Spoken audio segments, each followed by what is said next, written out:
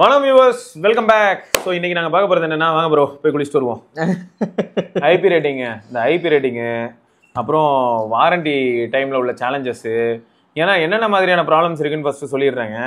IP rating அப்படின்னு வந்ததுமே நம்ம மக்கள் நிறைய பேர் என்ன நினச்சிக்கிறாங்கன்னா, அப்படியே என்னன்னாலும் பண்ணலாம். ஆமாம், அதனால தான் IP69 இருக்க ஃபோனாக சொல்லுங்க அப்படின்றாங்க.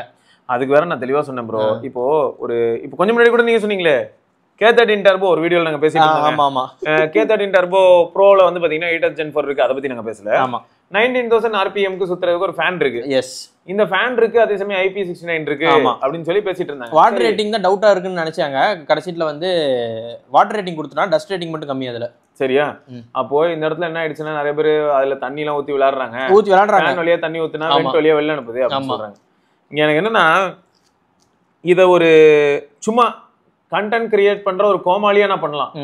ஏன்னா அவங்களுக்கு வந்து அது ஸ்பான்சர்ட் போன் ரிட்டர்ன் போயிடும். நம்ம கூட போகாது ப்ரோ, நிறைய பேர் கீப்பர் சரி ஓகே எப்படியோ வெச்சுக்கோங்க. அது அவங்க காசு போட்டு வாங்கல, அதனால அவங்களுக்கு அத பத்தி வருத்தம் இல்ல.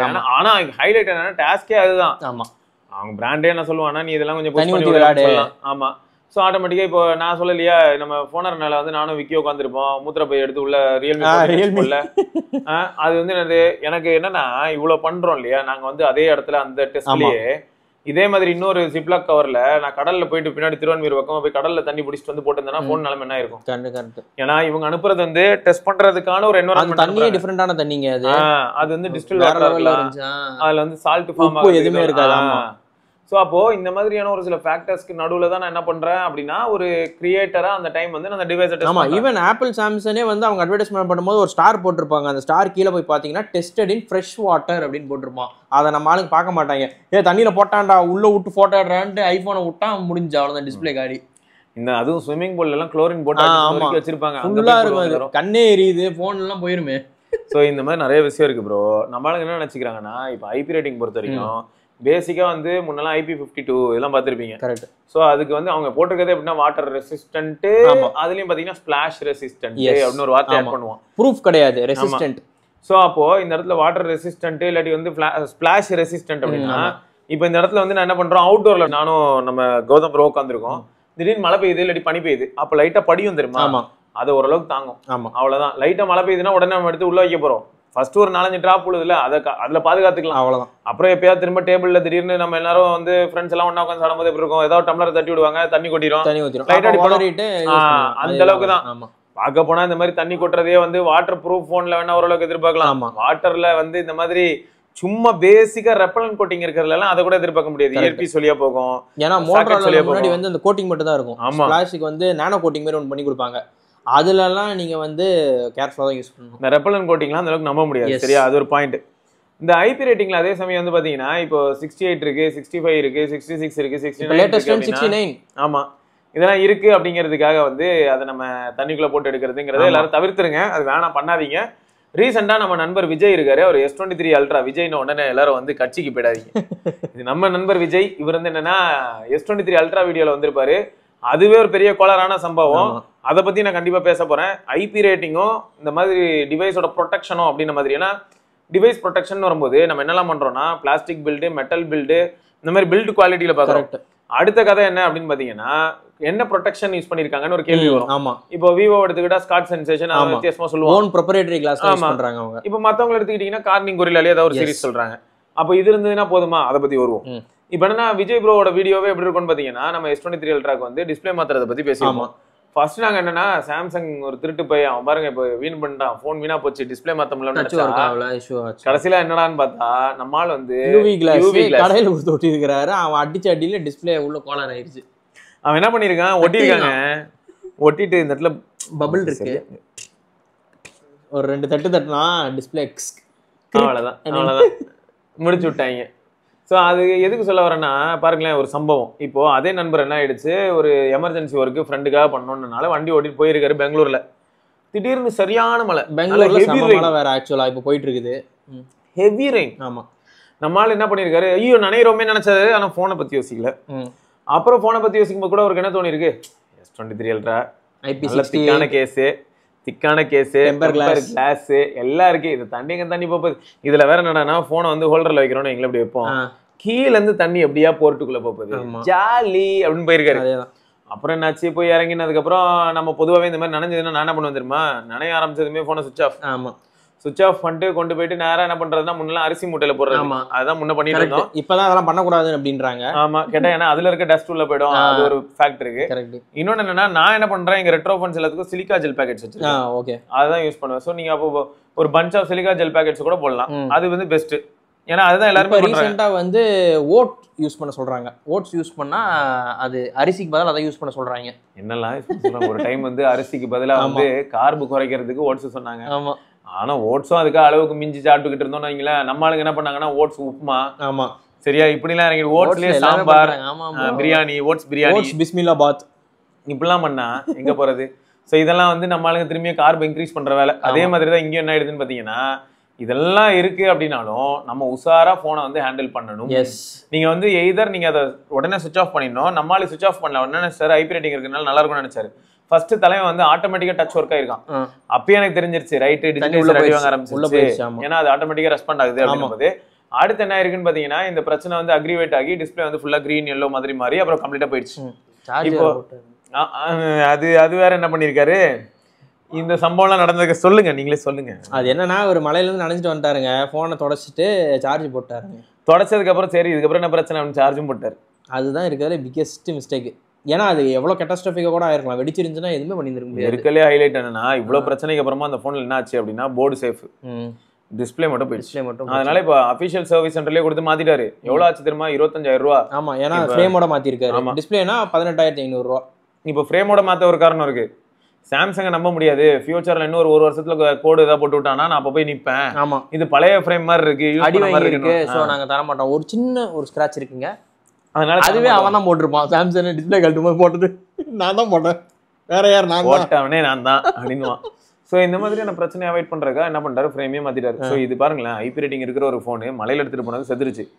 இதை மாதிரி இதுக்கு முன்னாடி எனக்கு தெரிஞ்ச நண்பர்களே ஐபி ரேட்டிங் இருக்கக்கூடிய ஐபோன் எடுத்துட்டு போய் swimming pool under water photo எடுத்துட்டு வெளில வரும்போது செத்து போச்சு. ஆமா, ஐபோன்ல நம்ம இந்த பரிதாபங்கள் கோபி சுதாகர் காமெடி பண்ணிருப்பாங்களே, மச்சி ஐபோன் மச்சி உள்ள விட்டுடுறா அப்படின்னு சொல்லி ஒரு வீடியோ ஒன்று போட்டிருப்பாங்க. நல்லா ஃபன்னா இருக்கும். அது ஒரு காமெடிக்காக தான் பண்ணது. எடுத்தா என்னடா டச் ஒர்க் ஆகல, நான் இதை கிளிக் பண்ண வேற ஏதாவது கிளிக் ஆகுது அப்படின்னா போயிருக்கோம். ஏடா நான் வந்து சொல்லியிருப்பேன், அட ஏடா ஆமா நீ அடுத்த நினைச்சது என்னன்றது மனசுல இருக்கிறத கண்டுபிடிச்சிருச்சுடா, பாரு நீ என்னென்ன வெப்சைட் எல்லாம் போற பாரு காட்டுது பாரு அப்படின்னு சொல்லி நான் கலாச்சிருப்பேன். அப்படி பண்ணிருக்கலாம் ரைட். ஆனா இதுதாங்க ஐபி ரேட்டிங் மொத்தம் வந்து நான் என்ன சொல்றேன், பிளைண்டா பிலீவ் பண்ண வேணாங்க. நீங்க எப்பயுமே சேஃபா வச்சுக்கோங்க. எதுக்கு இப்போ எல்லாருமே வந்து அந்த பவுச் விற்கிறாங்க, வாட்டர் ப்ரூஃப் பவுச்னு ஒன்று விற்கிறாங்க. அண்டர் வாட்டர் போட்டோகிராஃபிக்காக தான் விற்கிறாங்க. அமேசான்லேயே இருக்கு, 300 ரூபா ரேஞ்சில் இருக்கும். நீங்க ரெயின்ல எல்லாம் போனீங்கன்னா ஈவன் டெலிவரி பர்சன்ஸே இப்போ வந்து உஷாரா அந்த கவர்ல தான் அந்த போனை வச்சு மவுண்ட் பண்ணி யூஸ் பண்றாங்க. சோ அவங்களுக்கே தெரியுது, அந்த அவேர்னஸ் அவங்களுக்கே இருக்கு. சோ நம்மளும் அது மாதிரி சேஃபா இருந்துக்கணும். நிஜமா ப்ரோ, நான் ஆக்சுவலா விஜய் ப்ரோ என்கிட்ட கேட்கும் போது நான் அவர்கிட்ட என்ன சொன்னேன்னா, என்ன ரேட்டிங் இருந்தாலும் சரி ப்ரோ, எனக்கு வந்து பாலித்தீன் கவர் தான் ப்ரோ அப்படின்னு. ஆமா, ஏன்னா எண்ட் ஆஃப் த டே உங்களுக்கு வாரண்டி கிளைம் ஆகாதுங்க. அதனால நீங்க எந்த கம்பெனியுமே நம்புறது வேஸ்ட். ஏன்னா அவனுங்களே எல்லா இடத்துலயும் எல்லா பேஜ்லயும் பேப்பரா போட்டு வச்சிருக்கானுங்க. கீழே ஸ்டாரை போட்டு நீங்க வாட்டர் டேமேஜ் பண்ணிருந்தீங்கன்னா it won't be covered under. எனக்கு என்ன பண்ணா இருக்கும்னா மேல போவாங்க எல்லாம் பாப்பேன், வாட்டர்ல காமனா லிக்விட் டேமேஜ் போட்டுருவோம். ஏன்னா நம்ம ஆளுங்க தான், நான் அந்த ஒரு வீடியோல கூட சொன்னேன், சாம்பார் வத்த குழம்பு இருக்கா, வத்த குழம்பு ஆயில் எல்லாம் உள்ள அனுப்பி விட்டுருவாங்க, அதோட ஆயிலே போயிடும். இப்படி எல்லாம் நிறைய சம்பவம் நடக்கும்னு வச்சுக்கோங்களேன். அதனாலதான் அடுத்து என்னன்னா, இந்த கார்னிங் கொரில்லா கிளாஸுங்க. Corning Gorilla glass, Victus plus, Gorilla, Godzilla வரைக்கும் போலாம். ஆமா, ஆனாலும் கிளாஸ் வந்து ஸ்கிராச் ஆகும், ஈஸியா ஸ்கிராச் ஆகும். இதுல வேற இவங்க என்னடான்னா, இருக்கிறதுல ஈஸியா ஸ்கிராச் ஆகுறது ஐபோன் டிஸ்பிளே தான். ஆனா அவன் தான் வந்து செராமிக் ஷீல்ட் நாங்க வேற லெவல்ல பண்ணியிருக்கோம், லெவல் 2 லெவல் 3 அப்படின்றான். ஆனா ஈஸியா ஸ்கிராச் ஆகுறது வந்து ஐபோனோட டிஸ்பிளே தான். ஆனா இப்போ இந்த இடத்துல தான் என்னன்னா, பிராக்டிக்கல் யூசபிலிட்டி ஆஸ்பெக்ட்ல வரும்போது இப்போ ஜெரி ரிகோட டெஸ்ட் எப்படி இருக்கும்னா, அவர் வந்து ஒரு மோர் ஸ்கேலுக்கு ஏற்ற மாதிரி எடுத்துட்டு வந்து ஹார்ட்னஸ்ல வச்சு ஸ்கேல் பண்ணுவாரு. அதுவும் காமனா எல்லா போன் மாதிரி இருந்தா level 6 with level 7 deeper cruise தான் ஆகுது. கரெக்ட்டா, ஸ்பெஷலான ஒண்ணுமே இல்ல. ஆனா எல்லாத்து மாதிரி ஆகுது. ஆனா ட்விஸ்ட் என்னன்னா, அந்த கோட்டிங் வந்து சில சின்ன சின்ன ஃபைன் பார்ட்டிகல்ஸ்ல விதராயிடுது. ஆமா, அழகா பிஞ்சு பறந்து போயிடும். கண்டிப்பா யூசேஜ்ல ஆவறது தானே, அதுதான் பிரச்சனை. இப்போ அந்த மாதிரி தான் என்ன ஆயிடுச்சு, ஆன்டி ரிஃப்ளெக்டிவ் கோட்டிங் S24 அல்ட்ரால பேக் ஃபயர், S24 அல்ட்ரால பேக் ஃபயர். அது எதனால அது போக ஆரம்பிச்சிச்சுன்னா, எல்லாருமே வந்து அந்த சன்ஸ்கிரீனை வந்து யூஸ் பண்ணியிருக்காங்க. கையில பூசிட்டு டைரக்டா போன் எடுத்து யூஸ் பண்றாங்கல்ல, அது ரிமூவ் பண்ணிடுது அந்த கோட்டிங்கை. கண்டுபிடிச்சிட்டாங்க எதனால அந்த மாதிரி ஆகுது அப்படின்ட்டு. சன்ஸ்கிரீன்ல ஒரு கெமிக்கல் இருக்கும் ப்ரோ, நம்ம ஃபேஸ்க்கு போடுறோம்ல, பூசிட்டு என்ன பண்ணுவீங்க, ஃபோன் தான் எடுத்து யூஸ் பண்ணுவீங்க. வச்ச உடனே கரெக்டா எந்த இடத்துல வைக்கிறாங்களோ அந்த இடத்துல மட்டும் ரிமூவ் ஆயிடுது ஃபுல்லா. சரி, இப்போ எனக்கு ஒன்று தெரியணும் ப்ரோ, சன்ஸ்கிரீன் நல்லதா சரி, அது ஒரு பெரிய டாபிக். அதை பத்தி நான் பார்த்ததுக்கும் நிறைய பேர் வந்துட்டு நிறைய கருத்துக்கள் சொன்னாங்க. ஏகப்பட்ட விஷயம் இருக்கு. அதை பத்தி எல்லாம் பேச ஆரம்பிச்சோன்னா அது வேற மாதிரி போகும். சரி, ஆனா ஒரு ஃபன்னு ப்ரோ, இதுல என்ன மேட்டர்னா, அப்ப நீங்க சொன்னதுல இருந்து ஒண்ணு தெரியுது, நமக்கு எதுவும் ஆகாது. ஆமா, நமக்கு நான் இப்ப S24 அல்ட்ரா யூஸரா இருந்தேன்னா இல்ல, என் வாழ்நாள்லயே நான் சன்ஸ்கிரீன் யூஸ் பண்ணது இல்லை. எனக்குலாம் அந்த மாதிரி பிஞ்சு இருக்காது. ஆமா, அப்ப என்ன ஆகும், நான் வந்து சொல்லுவேன் ஆனதே இல்ல. ஆமா, நான் எவ்வளவு நாளா யூஸ் பண்றேன் பாருங்க, இதுதான் என் பிரைமரி ஃபோன் நான் சொல்லுவேன்னா, நிறைய பேர் கீழே வந்துட்டு ஆகுதுன்னு போட்டோ எடுத்து போடுவாங்க. ஆமா. ஆனா இப்ப எதனால ஆகுதுன்னு கண்டுபிடிச்சதுக்கு அப்புறம் தான் ஒரு திருப்தி இருக்கு. அது ரிமூவ் பண்ணிருது, அந்த இதுவே லேயரே ரிமூவ் பண்ணுது. இப்ப பாருங்களேன், அப்போ இந்த கிளாஸ் ஸ்கிராச் ஆகாதுன்னு நம்புறது இதெல்லாமே தப்பு. ஆமா.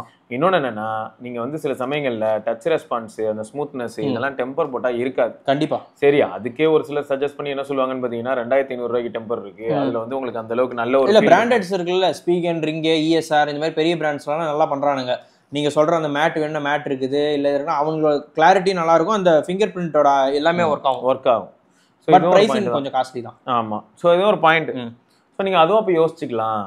மொத்தம் எல்லா கைண்ட் ஆஃப் ப்ரொடெக்ஷனும் இருக்கு, ஆனா நம்ம ப்ரிகாஷனோட இருக்கணும். இல்ல அதை நம்பிட்டு விட்டீங்கன்னா நிறைய தடவை அதாவது சொல்றேனே, நான் எவ்வளவோ பார்த்துட்டேன். நான் முதல்ல இருந்து ஃபர்ஸ்ட் நோக்கியா போன்ஸ் யூஸ் பண்ணும் போது இருந்தே வந்து மிலிட்டரி கிரேட் போன்ஸ் அப்பயும் உண்டு. சரியா, ரகட் போன்ஸ்னு வரும், கேட்டில் வர மாதிரி வந்து நிறைய பேர் அந்த மாதிரி விட்டாங்க. சரியா, அந்த போன்ஸ் எல்லாம் யூஸ் பண்ணாலும் கூட எனக்கு என்ன தோணும்னா, ஓகே அதை யூஸ் பண்ணணும்னு நினைக்கிறது மைனிங்ல யாராவது யூஸ் பண்றாங்க, ஸோ அவங்களுக்கு சிச்சுவேஷன் அப்படி லாஜிக் இருக்கு. அதுக்காக நான் என் போனை எடுத்து பொழுதுனே கீழே போட்ட எடுத்து யூஸ் பண்ண போறேன் அப்படின்ற மாதிரி தான் எனக்கும் தாட் இருந்தது. ஸோ அதே தான் இப்போ இங்கேயும் சொல்றேன், நம்ம வந்து போன் அப்படின்னு ஒரு விஷயம் இருக்கு அப்படின்னா அது போனை மட்டும் யூஸ் பண்ணி கொஞ்சம் சேஃப்கார்ட் பண்ணிட்டா நல்லது. நம்ம தேவையில்லாம ரிஸ்க் எடுக்க கூடாதுன்னு சொல்ல வரேன், வேற எதுவும் கிடையாது. ஸோ இருக்கிற ஸ்பெக் அப்படியே நம்பாதீங்க, அதுவும் ப்ரொடெக்ஷன் ஆஸ்பெக்ட்ல இருக்க எதையுமே நம்பாதீங்க. இருக்கு, சரியா, இல்லன்னு சொல்ல வரல, அதுக்காக அவங்க வந்து போட்டிருக்கிறது எதுவுமே இல்லன்னு சொல்ல வரல. மிலிட்டரி கிரேட் சர்டிபிகேஷன் இருக்குங்கிறதுக்காக கீழே போட்ட போன் உடையாம இருந்திருக்கா? உங்களோட நேரம் தாங்க. சம்டைம்ஸ் போட்டா இதான் ஆகாது, திடீர்னு பார்த்தா இங்கேருந்து கிட்டதான் விழுந்திருக்கும், உடஞ்சிரும். அதனால கவனமா இருங்க, சரியா. ஸோ அதுதான் சொல்லணும்னு நினைச்சோம். ஸோ ஐபி ரேட்டிங்கு, இந்த ப்ரொடெக்ஷன் கிளாஸு, அப்புறம் military grade certification, DisplayMate score, DXO mark, இவங்கெல்லாம் கையில கிடைச்சாங்கன்னு அவ்வளவுதான் அப்படின்ற மாதிரி. அதே தான். அதனால கொஞ்சம் கவனமா தான் நம்ம ஹேண்டில் பண்ண போறோம். இது வந்து ஒரு வார்னிங் போஸ்ட் மாதிரி தான், சரியா. யாருமே வந்து இதை வந்து பிளைண்டா நம்பாதீங்க. அது இருக்கானா இருக்கு, அது வந்து ஒரு சின்ன சப்போர்ட்டிவ் ரோல் பண்ணும், அவ்வளவுதான். மற்றபடி மினிமலா உங்களை ப்ரொடெக்ட் பண்ணுங்க. ஆமாங்க, ரைட்டு. ஸோ இதை தொடர்ந்து நம்ம இன்னொரு பதிவில் சந்திப்பா வரைக்கும் சிவபரணி கௌதம் பார்க்கலாங்க. பாய். வண்டியை விடாம நாள் கணக்கா சுத்திக்கிட்டு இருக்கா, மறக்காம சர்ப்ரைஸ் பண்ணுங்க. தேங்க்யூ. என்ன ராமலிங்கம் ஆலைய பார்க்க முடியல, எப்படி இருக்க? நல்லதா இருக்க, நீ எப்படி இருக்க? நல்லா இருக்கானப்பா. மத்தவன் பேச்ச கேட்காதே, பெத்தவன் பேச்ச கேளு. யதோ யதோ கவசாக்கி, அதோ அதோ மிட்சுபிஷி, சௌபாக்கியா.